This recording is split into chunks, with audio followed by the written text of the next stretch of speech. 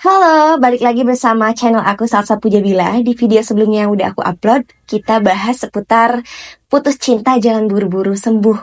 Nah, untuk di video sekarang, kita bakal lebih membahas gimana cara memproses perasaan luka, duka di saat kita putus cinta atau patah hati. Mengkonversi itu menjadi sebuah energi atau persepsi baru yang akan membawa kita semua menjadi pribadi yang lebih tumbuh lagi dari luka-luka itu. Di video kali ini aku bakal banyak mengutip dari buku Dr. Andreas Kurniawan, yaitu seorang pria yang melalui duka dengan mencuci piring. Di dalam buku ini memberikan persepsi yang berbeda, makna yang berbeda tentang duka itu sendiri. Biasanya yang kita kenal duka itu ketika kita kehilangan seseorang karena meninggal atau sudah tidak ada di dunia ini. Tapi di buku ini, duka tidak hanya sebatas itu. Duka berarti kita memilih untuk tetap cinta meskipun objeknya sudah tidak ada. Objek di sini tidak melulu tentang tadi orang yang meninggal, tapi juga bisa dalam bentuk hewan peliharaan kita, barang yang kita suka atau barang yang kita favoritin, dan orang yang kita sayangi meskipun fisiknya masih ada tapi sudah tidak ada di lingkungan kita atau sudah tidak membersamai dengan kita.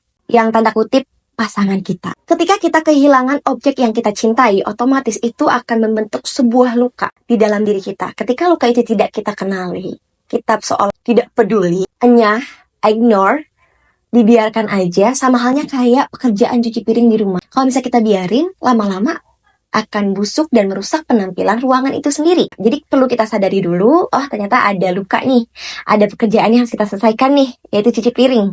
Otomatis kita hadir pada saat itu dan kita coba untuk selesaikan satu persatu. Biasanya di dalam piring-piring itu sendiri ada yang namanya sisa-sisa makanan. Nah, sisa makanan itu sendiri layaknya luka-luka di dalam diri kita. Kita coba sisihkan dulu, kita pindahkan luka itu ke tempat yang seharusnya, yaitu tong sampah. Sama halnya kayak duka atau luka di dalam diri kita. Kita pindahkan sebagaimana ke tempat yang seharusnya, yaitu masa lalu. Nah, di dalam proses kita membersihkan kotoran-kotoran yang dalam piring itu biasanya kan kita menggunakan air. Ya, entah air yang mengalir atau yang mengendap. Kalau misalnya kita cuci piring ini dengan air yang mengendap, yang stuck di situ, pasti ada perbedaan dengan kita mencuci piring menggunakan air yang mengalir. Pasti akan jauh lebih bersih menggunakan air yang mengalir. Sama halnya kayak kita memproses luka itu di dalam pikiran kita, di dalam diri kita. Gimana cara membedakannya? Kalau misalnya kita menggunakan pikiran yang selalu mengendap pada satu hal, itu biasanya kita selalu memikirkan entah menyalahkan pasangan terus-terusan dan menjadikan diri kita selalu menjadi korban, atau kita selalu menyalahkan diri kita sendiri, self-blaming, dan berkutat di hal itu terus. Akhirnya menjadi diri kita yang stres, depresi, yang kita nggak bisa sembuh dari luka itu, ya, karena pikiran kita yang nggak bisa kita proses, yang nggak kita alirkan pikiran itu. Jatuhnya menjadi overthinking.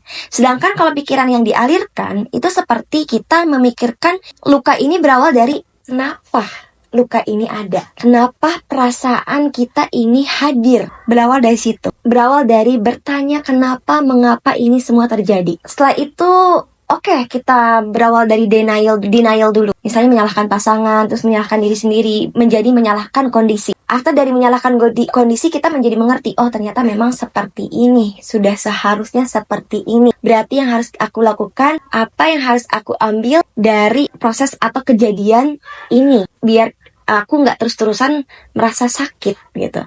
Jadi nggak memposisikan diri lagi sebagai korban, atau nggak lagi memposisikan diri terus-terusan menjadi sumber masalah dari konflik atau dari penyebab putusnya kita dengan pasangan kita. Seperti itu. Pertanyaannya, gimana kalau hubungannya ini kita jalani sudah bertahun-tahun, misalnya 8-10 tahun, sehingga luka itu kayak terasanya berat banget, ya, kita pikul berat banget karena kita udah terlalu banyak membentuk momen-momen dengan orang tersebut, sehingga lukanya tuh kerasa banget gitu, kerasa susah banget untuk kita sembuhin. Di dalam buku ini dibahas juga, luka yang susah dibersihkan itu ibarat sebuah kotoran yang menempel dalam sebuah wajan. Sering banget kan lihat wajan yang kotor banget karena sisa-sisa makanan yang melekat banget, jadi itu susah banget dan nggak bisa digosok dengan spons gitu aja, tapi perlu kita rendam dulu dengan beberapa waktu, yang tentunya menggunakan sabun dan air, campuran sabun dengan air. Ya, sama halnya kayak luka. Semakin heboh luka itu di dalam diri kita yang kita rasakan, cara men-treatnya juga beda.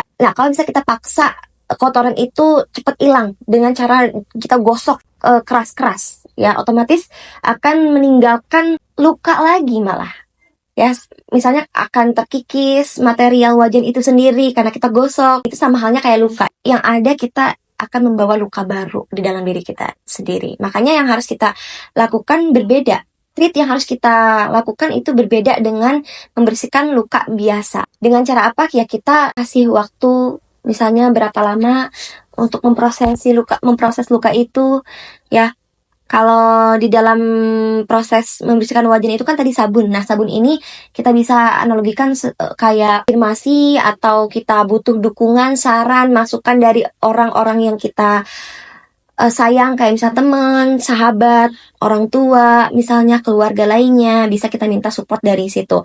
Nah, kita ambil insight-insight atau masukan dari mereka dan kita proses dalam pikiran kita. Ya, kita campur dengan pikiran kita, ya, sama halnya kayak tadi sabun dicampur dengan air, ya, kita masukkan dalam wajan itu, kita rendam bukan berhari-hari, mungkin berjam-jam atau bahkan sampai semalaman, biar luka itu lama-lama bakalan terkikis sendiri gitu, dengan cara yang halus dan lembut gitu. Sama halnya kayak luka di dalam diri, kita coba kasih spare waktu, dan spare waktu ini berbeda-beda ya, nggak semua orang sama. Ada yang mungkin 2 bulan udah sembuh, 6 bulan baru sembuh, setahun baru sembuh, dan itu tergantung luka yang kita alami seberat apa. Nah, kasus lain yang sering aku temui adalah ketika kita mengalami atau menghadapi sebuah kekosongan dalam diri, tanpa mengenali diri kita sendiri dulu, tanpa mengenali luka, trauma yang kita punya di dalam diri kita, tapi kita meminta orang lain untuk hadir di dalam kehidupan kita, yang bahkan kita aja nggak kenal nih kehidupan kita secara menyeluruh gitu. Padahal kan kita tahu, semua orang ini, di dunia ini, pasti membawa luka traumanya masing-masing. Kita ignore, kita nggak peduli dengan luka yang orang ini kita minta untuk hadir di hidup kita. Kita enyah terhadap luka-luka yang dia alami misalnya. Kita terus meminta untuk kamu hadir gitu. Kamu udah punya aku, kenapa kamu masih belum lupa dengan orang-orang itu misalnya. Jadi simpelnya gini, aku mengalami kesendirian, kekosongan, dan aku belum mengenal diri sendiri, aku belum mengenal luka dan trauma aku sendiri. Aku meminta orang lain untuk hadir menjadi pasangan aku, tanpa aku mau tahu luka pasangan aku itu sejauh mana juga. Aku banyak menuntut, aku banyak meminta untuk kamu lupain luka-luka kamu gitu, untuk fokus ke aku. Itu bukannya sebuah atau sesuatu hal yang egois dalam sebuah hubungan. Yang harusnya, kalau misalnya kita memang meminta orang lain untuk hadir di dalam kehidupan kita, harusnya kita satu sama lain untuk menyembuhkan, saling mengobati luka satu sama lain, bukan malah menuntut dia untuk mengerti kita, tanpa kita mengerti terlebih dahulu apa yang dia rasakan, apa yang selama ini dia simpan, trauma atau luka mana yang dia simpan selama ini. Kita sering buta terhadap hal-hal itu, yang menyebabkan bukannya kita sembuh, malah menghadirkan luka baru. Itu yang sering aku temui di kasus-kasus orang lain, atau bahkan kasus teman aku, atau bahkan kasus aku sendiri. Ya, aku belajar dari hal itu. Coba kalau misalnya kita mau menghadirkan orang lain di dalam kehidupan kita, coba kita kenali dulu deh luka trauma kita masing-masing. Setelah kenal, coba kita obati satu sama lain, bukan malah menjadi nuntut orang lain untuk udah kamu stop aja, move on sama mantan kamu. Kita kadang egois, memaksa orang lain untuk stop berduka, stop merasakan duka itu, tanpa tahu sedalam apa duka yang mereka rasakan gitu. Ya kita kan nggak tahu, mungkin dia sebelumnya dengan mantannya misalnya pacaran atau relationship sampai bertahun-tahun, 8 tahun, 10 tahun, sampai susah lupa misalnya. Itu kan suatu hal yang wajar tuh. Nah, kalau misalnya kita satu sama lain bisa sembuh, otomatis kita akan menjalani relationship itu akan jauh lebih bermakna, jauh lebih prosesnya tuh lebih enak gitu. Oh, ternyata kita berjuang satu sama lainnya, mengobati satu sama lainnya dalam proses kita membangun relasi ini atau hubungan ini. Itu bakal jauh lebih deep gitu loh, meaningful kalau kita menjalani relationship seperti itu, dibanding menjalani relationship yang memaksa pasangan kita untuk terus sudahi luka itu, lupakan duka itu gitu, memaksa dia untuk cepat-cepat sembuh dari luka itu. Di dalam buku ini menganalogikan sebuah perasaan sedih, marah, kecewa yang tidak dialirkan dan pada akhirnya membentuk sebuah luka. Itu ibarat bola yang berduri ada dalam satu ruangan. Nah, di dalam ruangan ini ada bola-bola yang lainnya. Bola yang berduri ini bisa jadi membentur atau menghimpit bahkan sampai melukai bola-bola yang lain. Nah, bola-bola yang lain ini ibaratkan sebuah aktivitas yang sering kita lakukan, seperti hobi misalnya, atau pekerjaan kita dan yang lainnya. Kalau kita nggak menyadari dari awal, bola-bola duri ini ada di dalam diri kita, atau luka yang kita selama ini kita simpan, dan tidak kita sadari, tidak kita proses, itu akan menghambat yang lainnya. Maka wajar kalau misalnya kita sering merasakan kesedihan tiba-tiba, marah tiba-tiba yang gak kita ketahui penyebabnya apa. Itu sebab akibat dari kita tidak mengenali luka kita. Kalau misalnya bola duri ini bentuknya besar dan tajam, ibaratkan luka kita ini sangat parah yang kita rasakan, itu perlu dorongan motivasi yang kuat di dalam diri kita untuk memproses luka ini. Kita gak bisa memperkecil bola duri ini. Yang bisa kita lakukan adalah perluas diri kita dengan wawasan, dengan pemikiran-pemikiran yang membuat diri kita jauh lebih tumbuh lagi, misalnya seperti itu. Jadi bola tetap ukurannya seperti ini, tapi kitalah yang akan memperbesar ruangan ini sehingga bola ini tidak mengganggu bola-bola yang lain. Nah, kenapa aku sebut tadi luka ini, bola berduri ini kita tidak bisa hilangkan di dalam diri kita? Karena sejatinya rasa sedih, rasa kecewa, luka, itu kita nggak bisa hilang. Bentuknya nggak bisa kita hilangin, nggak bisa kita singkirkan, itu akan selalu ada di dalam diri kita. Dan bentuknya itu sifatnya impermanence. Sesekali kita akan ingat, sesekali kita akan lupa, itu hal yang wajar. Apalagi kita ada triggeran, misalnya kita tiba-tiba pakai baju atau pakai tas yang pasangan atau mantan kita berikan misalnya, atau misalnya kita dengar musik yang dulu kita pernah dengar bareng-bareng sama mantan kita, itu bisa menjadi suatu triggeran yang membawa kita untuk mengingat kembali luka-luka itu. Jadi gak apa-apa, hal yang wajar kalau misalnya sesekali kita ingat kembali. Itu bukan berarti kita gak move on. Ada satu quotes yang aku temui di sosial media yang menurut aku ngena banget, yang mana ini bisa jadikan sebuah prinsip dalam kita memproses luka-luka, bahwasanya setiap orang yang kita temui itu guru, setiap tempat yang kita kunjungi itu adalah sekolah atau tempat kita belajar, dan semua hal yang kita lakukan, yang pernah kita lakukan itu adalah sebuah pengalaman.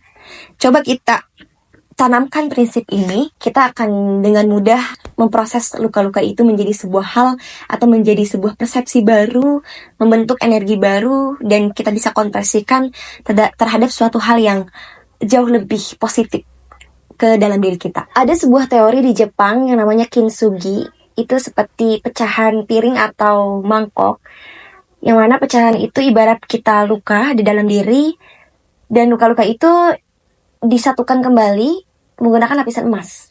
Nah, sama halnya diri kita yang tumbuh sampai dengan saat ini karena luka-luka, trauma kita masa kecil, masa lalu misalnya, dan kita bungkus luka-luka itu menjadi suatu hal yang baru, yang membuat kita menjadi seseorang yang menarik misalnya. Jadi luka-luka itu bukan jadi sebuah triggeran lagi, tapi sebuah glimmers, suatu hal yang memicu diri kita untuk lebih berkembang, menciptakan sebuah seni misalnya, menciptakan sebuah karya, lagu, lukisan, atau hal lainnya kayak gitu. Jadi jadikan luka itu sebuah keuntungan di dalam diri kita, bukan lagi sesuatu hal yang mengganggu di dalam diri kita. Itu jadi banyak persepsi yang harus kita coba input di dalam diri kita untuk memproses luka ini menjadi sebuah apa di dalam diri kita. Apakah luka ini cukup disimpan aja, atau menjadi luka ini sebuah hal yang aku butuh kondisi ini, luka ini buat aku memanggil atau untuk menjadi sebuah pemantik biar mudah untuk mengenali emosi yang kita rasakan dan kita tuangkan dalam karya itu. Nah, itu gunanya luka dalam diri kita ketika kita menciptakan sebuah karya. Nah, jadi kalau misalnya kita udah terlanjur kecebur dalam suatu hal, kenapa nggak kita coba dalami aja suatu hal itu, bukan hanyut atau tenggelam dalam hal itu. Beda ya antara tenggelam dengan kita menyelami hal itu. Kadang dengan luka, kadang dengan trauma, kita bisa jauh lebih mengenal diri kita sendiri.